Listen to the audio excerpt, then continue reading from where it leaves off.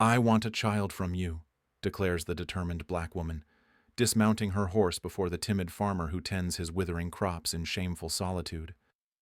The townsfolk see him as broken, a coward who froze when courage mattered most, destined to rot alone on his failing homestead. They whisper he'll die forgotten, too weak for any woman's consideration. Yet this confident stranger has ridden across dangerous territory seeking him specifically. She carries herself like nobility, but her shocking proposition could destroy them both.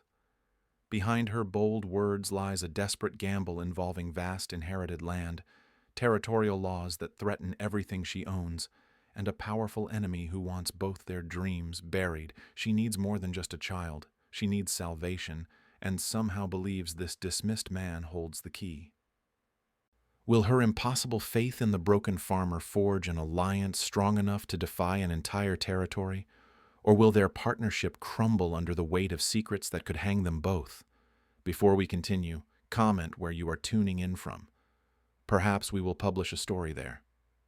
The wheat stalks bent under the scorching Kansas sun, their golden heads heavy with unfulfilled promise. Ezekiel Hayes wiped sweat from his brow as he surveyed his failing crop. 3 years of isolation had taught him that hope was a luxury he could no longer afford. The memories still haunted him. That autumn day when masked men burst into the First National Bank of Cedar Ridge. Sheriff Morrison had called for help. Every able-bodied man in town had rushed forward, every man except Ezekiel. He had frozen in the doorway, his legs refusing to move, his voice trapped in his throat. The robbers escaped with $2,000 while the town watched their would-be hero cower like a frightened child. The shame burned hotter than the Kansas heat. Within a week, invitations stopped coming. Neighbors crossed the street to avoid conversation. Even old Mrs. Henderson, who had always saved him the largest piece of apple pie at church socials, could barely meet his eyes. Ezekiel packed what little he owned and retreated to his father's abandoned homestead 20 miles outside town. Now his wheat was dying, just like everything else he touched. The irrigation ditches needed repair, but the lumber cost more than he could spare. His lone cow had stopped giving milk 2 weeks ago. The vegetable garden produced enough to keep him alive, but barely. Some nights he wondered if the town had been right about him. Maybe cowards were meant to fade away quietly. The sound of hoofbeats broke through his self-pity. A rider approached from the east, moving with purpose across the prairie. Ezekiel shaded his eyes against the glare. Visitors were rare. Bill collectors were not. The horse was magnificent, a chestnut mare that spoke of careful breeding and good feed. The rider sat straight in the saddle, confident and composed. As they drew closer, Ezekiel realized his visitor was a woman. Not just any woman, but a black woman dressed in fine traveling clothes that probably cost more than his entire annual income. She reined in her horse 30 feet from where he stood. Her dark eyes studied him with an intensity that made him shift uncomfortably. She was younger than he had first thought, perhaps 25, with sharp cheekbones and skin that glowed with health. Everything about her radiated strength and determination. "You are Ezekiel Hayes." It was not a question. He nodded, unsure whether to remove his hat or run back to the house. She dismounted with fluid grace, her boots touching the ground without sound. When she spoke again, her words hit him like a physical blow. "I want a child from you." Ezekiel's mouth opened and closed like a landed fish. Heat flooded his face. He glanced around desperately, as if neighbors might materialize from the empty prairie to explain this impossible situation. "I beg your pardon, ma'am, but I think you might have me confused with someone else." She stepped closer. Her gaze never wavered. "I have been watching you for 3 days, Mr. Hayes. You are exactly who I need." The words made no sense.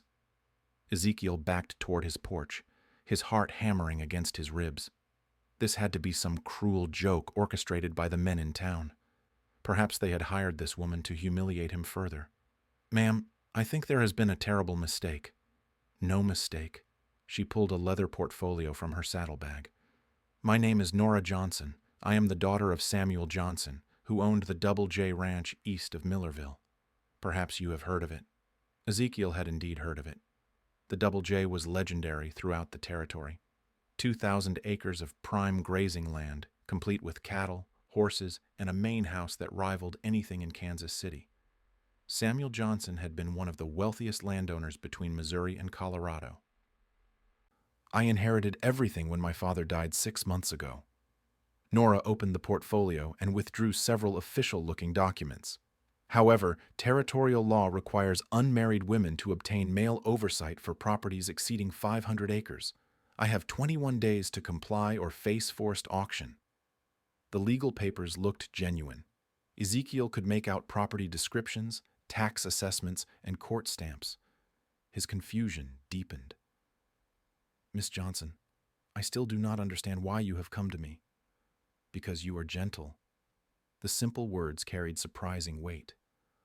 I watched you yesterday when you found that injured rabbit in your garden. You could have killed it for your stew pot. Instead, you set its broken leg and built it shelter. I watched you speak kindly to your cow even though she gives no milk. I watched you save seed from your dying wheat because you still believe next year might be better. Ezekiel felt exposed, as if she had been reading his private thoughts. No one had spoken to him with such understanding in 3 years. I need a husband who will not try to steal what belongs to me, Nora continued. A man who values life over profit. A partner, not a master. She moved closer still. The scent of lavender and leather filled his senses. I also need a child, a son or daughter to inherit what my father built, to continue our family name. The magnitude of her proposition crashed over him like a wave. Marriage, children, wealth beyond imagining. Everything he had never dared dream of, offered by a woman who barely knew his name. Why me? The question escaped before he could stop it. Because you understand what it means to be dismissed by people who should know better. The Double J Ranch stretched beyond the horizon like a kingdom carved from prairie grass and dreams. Ezekiel sat beside Nora in her wagon, overwhelmed by the sheer scope of what she stood to lose. Cattle dotted the landscape in numbers he had never imagined possible. The main house rose from the plain like a monument to ambition, its wraparound porch and second-story windows speaking of prosperity he had only glimpsed in newspaper illustrations. My father started with 40 acres and 6 head of cattle, Nora said as they approached the house. He believed that ownership was the only true freedom. The ranch hands who emerged to greet them moved with the efficiency of men who knew their work mattered. They tipped their hats respectfully to Nora, but their curious glances at Ezekiel carried questions he could not answer. What was a failed farmer doing alongside their boss? Inside, the house revealed the careful hand of someone who understood both comfort and practicality. The furniture was solid rather than ornate. Books lined shelves in the study. Maps covered one wall, marking cattle routes and water sources across 3 counties. This was not the home of a desperate woman seeking any man for salvation. This was the domain of someone who had chosen him deliberately. The irrigation system your father designed for his vegetable garden, Nora said, leading him to the window that overlooked vast fields. I have been thinking about it since yesterday. Could the same principles work on a larger scale? Ezekiel studied the layout below. His father's modest innovation suddenly seemed less insignificant when viewed through her eyes. The network of channels and gates that barely sustained his failing crops might indeed transform these endless acres. It would require significant excavation, he said slowly, and a substantial investment in lumber and hardware. Money is not the obstacle, Mr. Hayes. Vision is. Their conversation was interrupted by the thunder of approaching horses. 3 riders appeared on the eastern ridge, moving fast toward the main house. Nora's expression hardened as she recognized the lead horseman. Silas Turner. Ezekiel knew the name. Turner owned the largest spread in the county after the Double J. His political connections reached all the way to the territorial capital. If Turner opposed their arrangement, the legal challenges would multiply beyond anything Ezekiel had imagined. Turner dismounted with the confidence of a man accustomed to getting his way. He was tall and broad-shouldered, with silver hair that caught the sunlight. His companions remained mounted, hands resting casually near their weapons. The message was clear without words. "Miss Johnson," Turner said, removing his hat with exaggerated courtesy, "I hear congratulations are in order." "Mr. Turner, though I confess surprise at your choice of husband." Turner's gaze swept over Ezekiel with barely concealed contempt. "Perhaps we might speak privately about alternatives that would better serve everyone's interests." "There are no alternatives."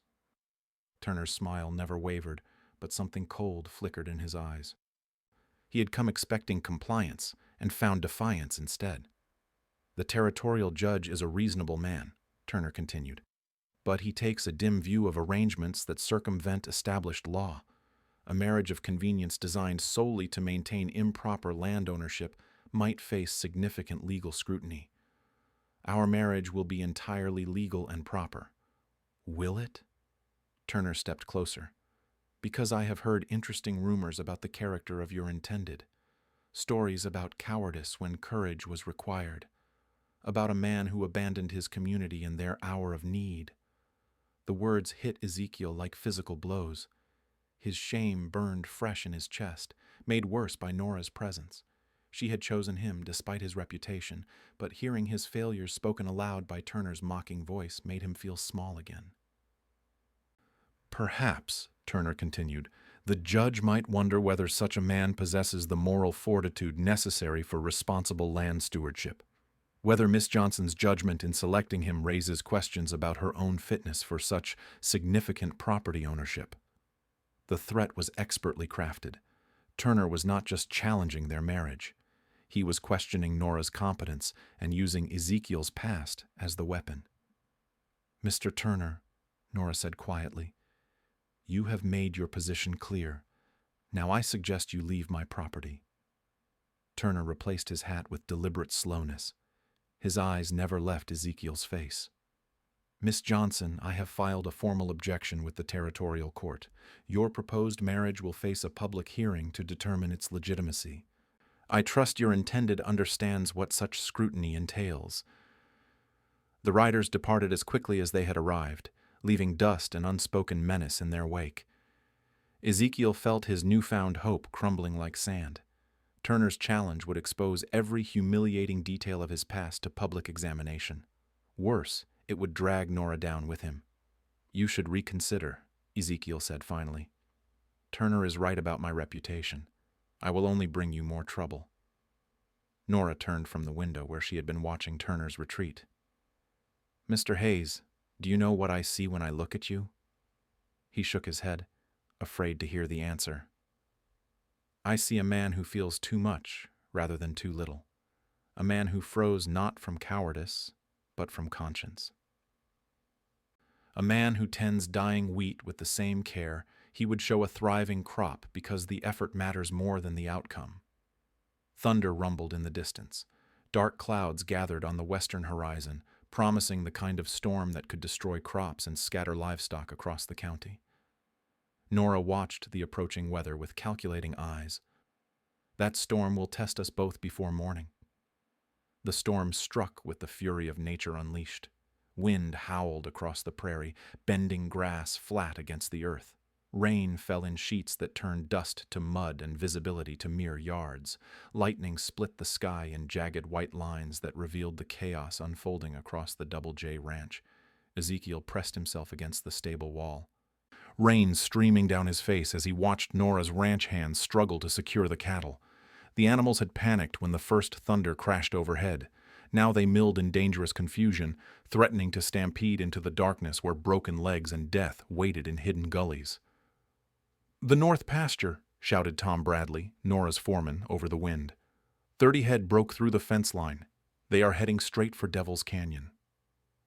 Devil's Canyon was a deep ravine that cut across the northern edge of the property. Cattle that fell into its rocky depths rarely survived. In daylight, experienced riders could navigate the treacherous terrain. In this storm, it would be suicide to attempt. "We cannot reach them in time," Bradley continued, defeat heavy in his voice. Nora appeared at Ezekiel's shoulder. Her riding clothes soaked through, but her expression determined. "There is another way," she said. The old mining trail that runs along the canyon rim. My father used it to move cattle during his first years here. Bradley shook his head grimly. That trail has been washed out for years. Too narrow and unstable even in good weather. Not all of it. Nora's eyes found Ezekiel through the rain. The section near Hawks Point is still passable. A rider could get ahead of the cattle and turn them back towards safer ground. The implication hung between them like a challenge. Ezekiel felt his familiar fear rising in his chest. Heights had always terrified him. The mining trail clung to the canyon wall 30 feet above the rocky bottom.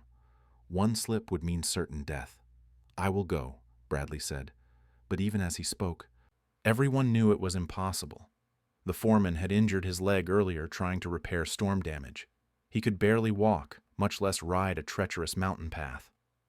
"The cattle are worth more than $2,000, Nora said quietly, her words meant for Ezekiel alone. "But more than that, they represent everything my father built, everything I stand to lose if Turner succeeds." Thunder crashed overhead. Lightning illuminated the panic in the distant pasture where cattle scattered like leaves in the wind. Ezekiel closed his eyes and saw himself 3 years ago, frozen in the bank doorway while others acted with courage he could not summon. The same paralysis gripped him now, the same crushing weight of inadequacy. Then he thought of Nora watching him tend his dying wheat with gentle hands. He remembered her words about seeing strength where others saw weakness. She had chosen him not despite his fears, but because of how he faced them. "Saddle my horse," he said. The word surprised him as much as anyone else. Bradley stared at him through the rain, uncertain he had heard correctly. Nora's hand touched his arm briefly, a gesture of gratitude and encouragement that gave him strength he had not known he possessed. The ride to Hawks Point took 20 minutes that felt like hours. Ezekiel's horse picked her way carefully along the muddy trail, guided more by instinct than sight. The rain had turned the path slick and treacherous. Twice they nearly lost their footing on loose rock. Each step carried them higher along the canyon wall until the bottom disappeared into darkness below. At Hawks Point, the trail widened enough for Ezekiel to dismount safely. He could hear the cattle approaching through the storm, their frightened lowing carried on the wind. They were moving fast, driven by panic toward the canyon edge where the ground would give way beneath their hooves. Ezekiel positioned himself at the narrowest point of the trail where it curved around a massive boulder. If he could turn the lead animals back, the rest would follow. But it would require him to stand directly in their path, trusting his ability to scramble to safety before being trampled. The first steer appeared through the rain, eyes white with terror, massive head lowered as it charged toward what it perceived as escape. Ezekiel stepped into its path, waving his arms and shouting over the storm. The animal veered away from the canyon edge, confused by this unexpected obstacle. More cattle followed, their momentum carrying them around the boulder and back toward safer ground. Ezekiel pressed himself against the rock face as they thundered past, close enough to feel their body heat and smell their fear. His heart hammered against his ribs, but he held his position until the last animal had passed. The ride back to the ranch house took place in relative calm. The storm was moving east, its fury spent. Stars appeared between breaking clouds. The cattle were safe, turned back from destruction by his actions. For the first time in 3 years, Ezekiel felt something other than shame when he thought about his choices under pressure. Nora was waiting for him in the stable yard, still dressed in her soaked riding clothes. Her smile held warmth that had nothing to do with gratitude for saved livestock. "You did well tonight, Mr. Hayes. I was terrified the entire time." "I know." She stepped closer, close enough that he could see his reflection in her dark eyes. "That is what made it brave." The ranch hands had gathered to hear the outcome. When Bradley confirmed that all 30 head were accounted for, a cheer went up that carried across the wet prairie. For the first time since arriving at the Double J, Ezekiel felt their acceptance rather than their skepticism. But even as relief washed over him, he knew their troubles were far from over. Turner's legal challenge still loomed. The public hearing would expose every failure from his past to scrutiny and judgment. Tonight had proven he could act despite his fears. But would it be enough to convince a territorial judge that their marriage deserved legal protection? The territorial courthouse in Cedar Ridge had not seen such a crowd in years. Every seat was filled, with more people standing along the walls and spilling out onto the front steps. Word of the hearing had spread across 3 counties, drawing spectators hungry for drama and gossip. The unusual marriage arrangement between the wealthy black landowner and the disgraced farmer had captured imaginations and divided opinions. Judge William Harrington entered with the gravity of a man who understood his decisions carried weight beyond the courtroom. His weathered face revealed nothing as he surveyed the packed room. Turner sat in the front row with his lawyer, a sharp-featured man from Kansas City whose expensive suit announced his confidence in victory. Ezekiel felt sweat gathering on his palms as he sat beside Nora. 3 days had passed since the storm. 3 days of growing dread about this moment. Every humiliating detail of his past would be exposed for public entertainment. The bank incident would be dissected and analyzed by people who had already judged him worthless. This hearing will determine whether the proposed marriage between Miss Nora Johnson and Mr. Ezekiel Hayes constitutes a legitimate union under territorial law, Judge Harrington announced. Mr. Crawford, you may present your objections. Turner's lawyer rose with theatrical flair. He was a man who understood that legal proceedings were often won through performance rather than facts. Your Honor, the evidence will show that this proposed marriage is nothing more than an elaborate fraud designed to circumvent laws governing property ownership. Miss Johnson faces forced auction of her inherited land and has desperately sought any man willing to participate in this deception. Crawford gestured toward Ezekiel with barely concealed contempt. She has chosen perhaps the most unsuitable candidate possible, a man whose cowardice is well documented, a failed farmer who abandoned his community when courage was required, a person so fundamentally weak that no reasonable woman would choose him as husband and father unless driven by desperation. The words hit their target with precision. Ezekiel felt his face burning as murmurs rippled through the crowd. He had expected this attack, but hearing his failures catalogued so publicly still carved fresh wounds in his pride. Crawford called his first witness. Sheriff Morrison took the stand with reluctance, his discomfort obvious as he recounted the bank robbery 3 years earlier. Mr. Hayes was present when the masked men entered the bank, Morrison testified. I called for assistance from all able-bodied men in the vicinity. While others responded immediately, Mr. Hayes remained frozen in the doorway until the robbers escaped. In your professional opinion, Sheriff, would you describe Mr. Hayes's behavior as cowardly? Morrison hesitated, clearly uncomfortable with the question. I would say he was frightened. Too frightened to act when action was needed? Yes. Crawford smiled and called his next witness.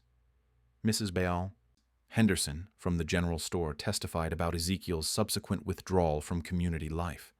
Her words painted him as a broken man who had retreated into shameful isolation rather than face his neighbors. And what is your opinion of this proposed marriage, Mrs. Henderson? I cannot imagine why a fine woman like Miss Johnson would choose such a man unless she had no other options.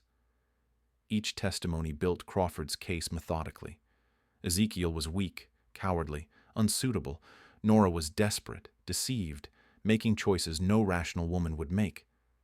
Their marriage was therefore fraudulent by definition. Turner himself took the stand with confidence born of certainty. His testimony was a masterpiece of calculated sympathy. I have known Miss Johnson since she was a child, he said smoothly. Her father Samuel was a respected man who built something remarkable on this frontier. It pains me to see his daughter's inheritance threatened by poor judgment and desperate circumstances. What is your interest in these proceedings, Mr. Turner? Only the welfare of our community and respect for territorial law. If marriages of convenience are permitted to circumvent property regulations, what prevents others from attempting similar frauds? Turner's performance was flawless. He appeared motivated solely by civic duty rather than personal gain. His concern for Nora seemed genuine. His respect for her father's legacy sounded heartfelt. Only Ezekiel noticed the brief flash of satisfaction in Turner's eyes when he glanced toward the defendant's table. Judge Harrington called for a recess before hearing the defense. The courtroom buzzed with conversation as spectators discussed the morning's testimony. Public opinion seemed firmly aligned with Crawford's arguments. Nora faced ruin through her own poor choices. Ezekiel was exactly what Turner's witnesses had described. During the break, Nora remained calm despite the assault on her character and judgment. She had expected Turner to fight viciously and was not disappointed. But Ezekiel struggled with the public humiliation. Every word spoken against him had been true. He was weak. He had failed when courage mattered. What defense could possibly overcome such obvious facts? "Mr. Hayes," Nora said quietly as they prepared to return to the courtroom. "Do you remember what you told me about the bank robbery?" He nodded, confused by the question's relevance to their current situation. "You said you recognized something about one of the robbers, something that frightened you beyond the normal fear of violence." The memory crystallized with sudden clarity. Not just the masks and weapons, but something familiar about the lead robber's voice and bearing, something that had paralyzed him with a different kind of terror than simple physical fear. "You never told anyone what you recognized that day." Ezekiel met her eyes and understood. The truth he had carried for 3 years might destroy him completely, but it might also save them both. Judge Harrington called the court back to order. The afternoon session would determine their fate. The afternoon sun slanted through the courthouse windows, casting long shadows across the packed room. Judge Harrington's weathered face remained impassive as he called the defense to present their case. Every eye in the courtroom focused on Ezekiel as he rose from his chair, his legs unsteady beneath him. For 3 years, he had carried a secret that burned in his chest like a festering wound. The truth about why he had frozen that day at the bank. The real reason terror had paralyzed him when Sheriff Morrison called for help. Now, with Nora's future hanging in the balance, the moment had come to expose what he had seen. "Your Honor," Ezekiel began, his voice barely audible over the murmur of the crowd, "I would like to address the charges against my character." Judge Harrington nodded. "You may proceed, Mr. Hayes." Ezekiel's hands trembled as he faced the packed courtroom. Turner sat in the front row, his expression confident and slightly amused. The man who had orchestrated this entire proceeding to destroy both Ezekiel and Nora. The man whose secret had haunted Ezekiel for 3 long years. "The witnesses have spoken truthfully about my behavior during the bank robbery," Ezekiel said, his voice growing stronger. "I did freeze in the doorway when Sheriff Morrison called for help. I did not act when action was needed, but they do not know why I could not move." The courtroom fell silent. Even Turner's amusement faded as something changed in Ezekiel's tone. This was not the broken man who had been described all morning. This was someone finding his voice after years of silence. "I recognized one of the robbers," Ezekiel continued. "Not his face, which was masked, but his voice, his bearing. The way he moved through that bank like he owned it." Turner's face had gone pale. His lawyer leaned forward, suddenly alert to danger his client had not anticipated. "I recognized him because I had seen him in that same bank many times before, conducting business, speaking with the manager as an equal, moving with the confidence of a man who belonged there." Gasps rippled through the crowd. Sheriff Morrison sat straighter in his chair, his professional instincts awakened.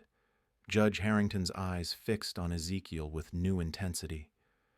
"You are alleging that one of the robbers was known to you personally?" "Yes, Your Honor, and known to everyone in this room." Ezekiel reached into his jacket and withdrew a small leather pouch. Inside were items he had carried for 3 years, evidence he had been too terrified to reveal. A distinctive silver button torn from a robber's coat during the struggle. A piece of expensive fabric caught on the bank's doorframe. Most damning of all, a monogrammed handkerchief dropped in the robber's haste to escape. "I found these items after the robbery," Ezekiel said, holding them up for the court to see. "I recognized the monogram immediately, the initials ST. Turner shot to his feet, his composure finally cracking. "This is outrageous fabrication. Your Honor, this man is clearly inventing desperate lies to save himself from humiliation." But the crowd had already seen what Ezekiel held in his hands. The silver button matched the expensive ones on Turner's vest. The fabric was the same fine wool as Turner's coat. The handkerchief bore his unmistakable initials in elegant script. Sheriff Morrison rose from his chair, his hand moving instinctively toward his weapon. "Mr. Turner, I think you need to sit down. I will not be slandered by this coward's fantasies." Judge Harrington's gavel cracked like thunder. "Mr. Turner, you will control yourself or be removed from my courtroom." Ezekiel continued, his voice now steady with the strength of truth finally spoken. "I froze that day because I realized what I was seeing. A pillar of the community robbing his own neighbors.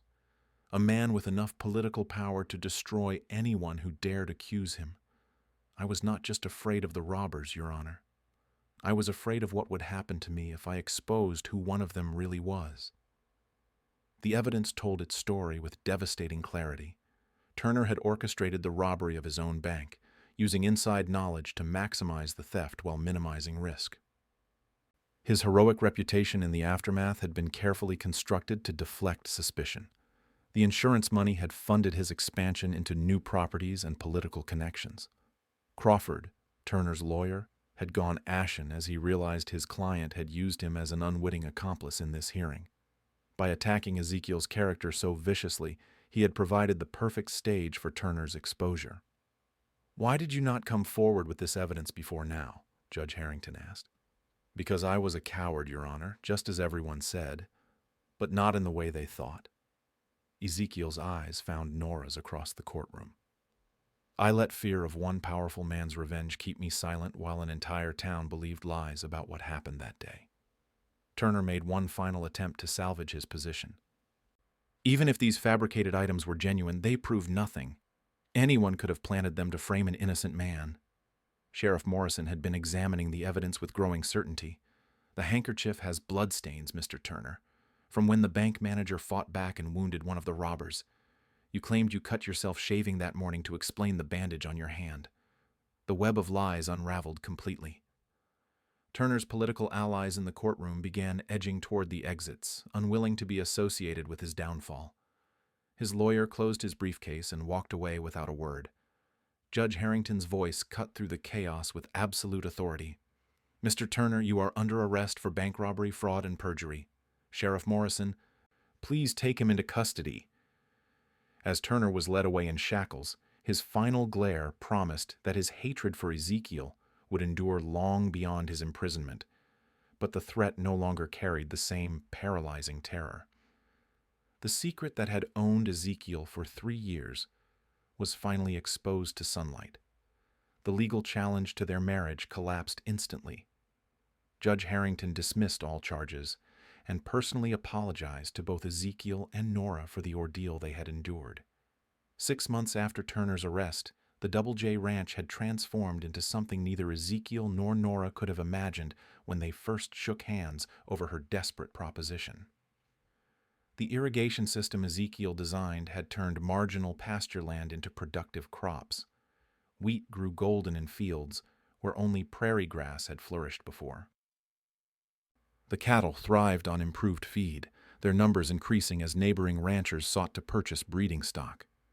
The main house buzzed with activity as ranch hands, farm workers, and seasonal employees went about their daily tasks.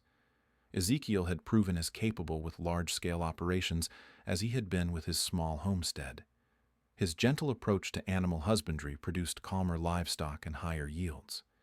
His innovative farming techniques became the subject of discussion at agricultural meetings throughout the territory. Nora stood at the kitchen window, watching her husband direct the construction of a new barn. The man who had once cowered before his neighbors now commanded respect from workers twice his size. His transformation had been gradual but complete. The shame that had hunched his shoulders was replaced by confidence earned through competence and integrity. Her hand moved instinctively to her rounded belly. The child growing within her represented more than the continuation of her family name. This baby would inherit a legacy built on courage found and truth finally spoken. Unlike her own childhood, spent watching her father struggle against prejudice and legal obstacles, This child would know security born from parents who had already weathered the worst storms together. The morning mail brought news from town. Sheriff Morrison's letter confirmed that Turner's trial had ended with a conviction on all charges. 20 years in territorial prison, with his assets seized to compensate his victims. The bank he had robbed was purchased by a consortium of local businessmen who appointed Ezekiel to their advisory board. His reputation for honest dealing and innovative thinking had made him a respected voice in regional commerce. More satisfying than Turner's downfall was the change in how their neighbors viewed their marriage. What had begun as a business arrangement born of desperation had evolved into a partnership that served as a model for other couples. Their success challenged assumptions about both interracial marriage and women's capability in business. Nora's combination of inherited wealth and sharp business sense, paired with Ezekiel's agricultural innovations and steady character, had created something neither could have achieved alone. The wedding invitation on the kitchen table represented their latest social triumph. The mayor of Cedar Ridge was requesting their presence at his daughter's wedding. The same community that had once branded Ezekiel a coward now sought his company at their most important celebrations. The transformation was complete and irreversible. Dr. Sarah Mitchell arrived for Nora's monthly examination, her medical bag marking her as one of the few female physicians in the territory.